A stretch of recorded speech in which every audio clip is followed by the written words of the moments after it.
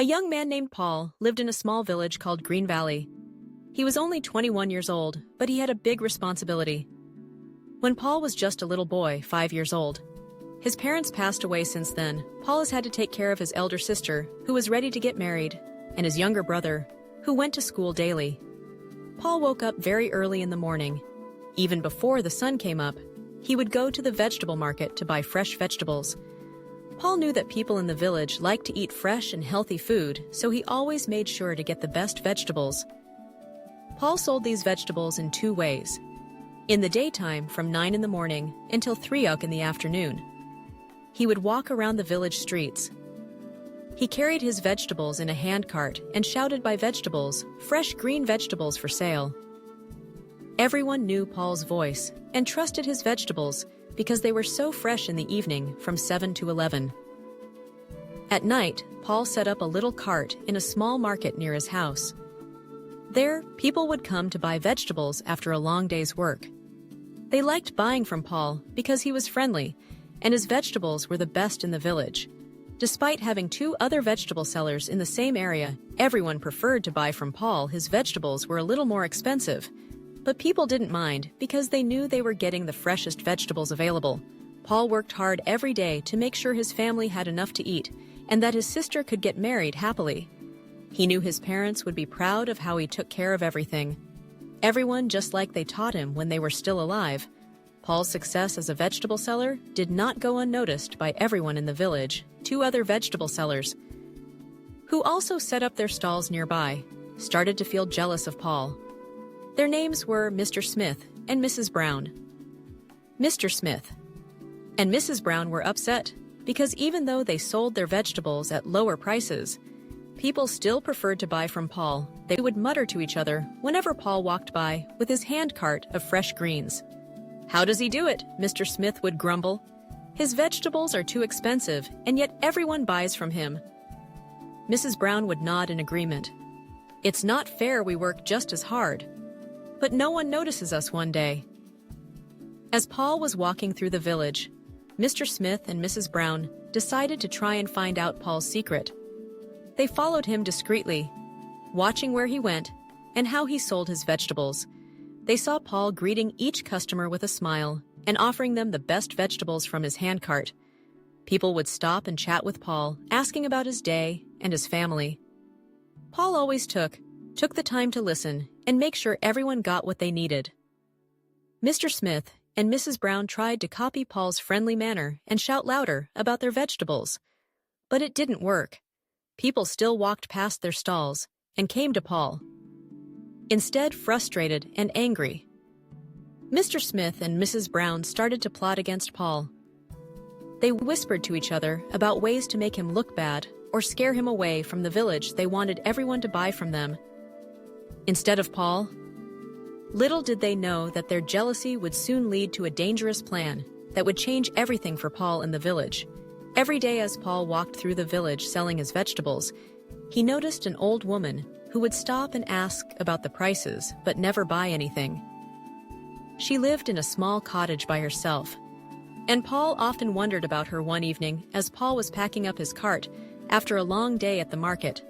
He saw the old woman passing by again. This time he decided to stop and talk to her.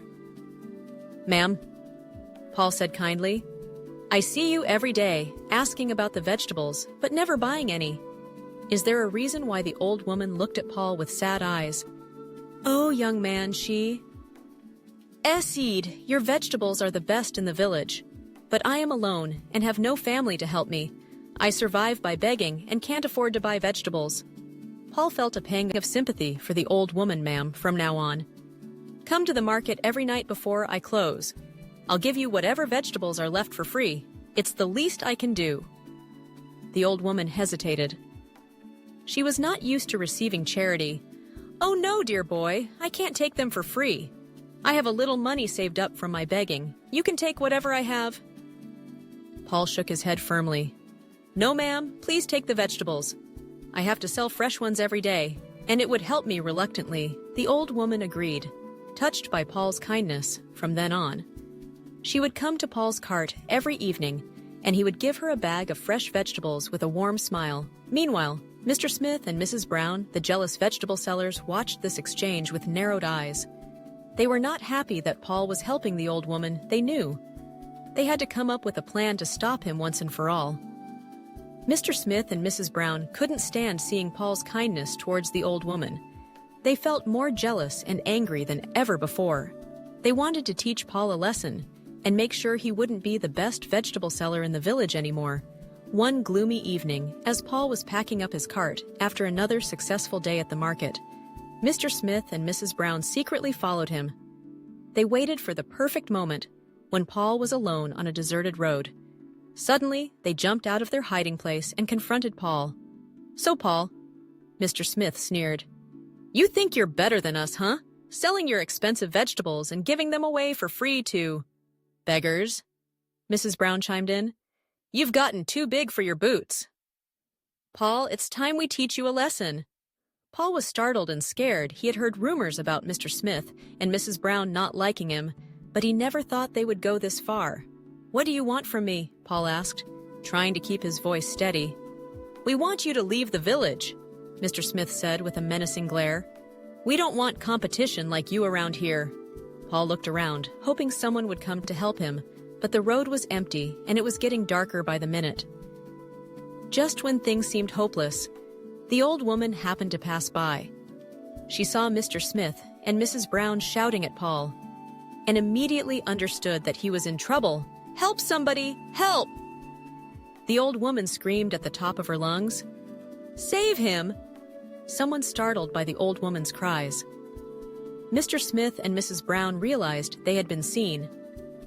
They exchanged frightened glances, and then, without another word, turned and ran away into the night. Paul stood there, shaking with fear and relief. The old woman rushed to his side, her eyes full of concern.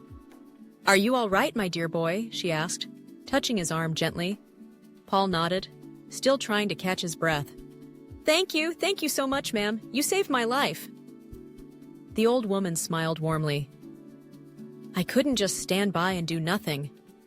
You've been so kind to me, Paul. How could I not help Paul?" Hugged the old woman gratefully. "I don't know how to thank you. You don't need to," the old woman said softly. "You've already done enough for me." As they walked back to Paul's house together, Paul made a decision.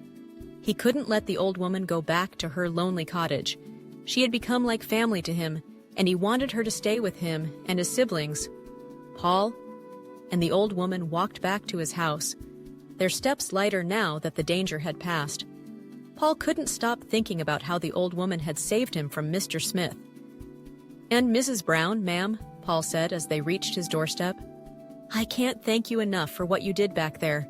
You saved my life." The old woman smiled kindly at him.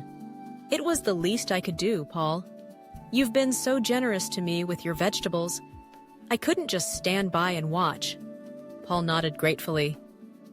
"You've become like family to me, ma'am. I don't have a mother anymore, and my sister and brother could use someone wise like you." Around the old woman's eyes twinkled with surprise and happiness. "Oh, Paul, that's very kind of you, but I don't want to be a burden." Paul shook his head firmly. "You're not a burden, ma'am.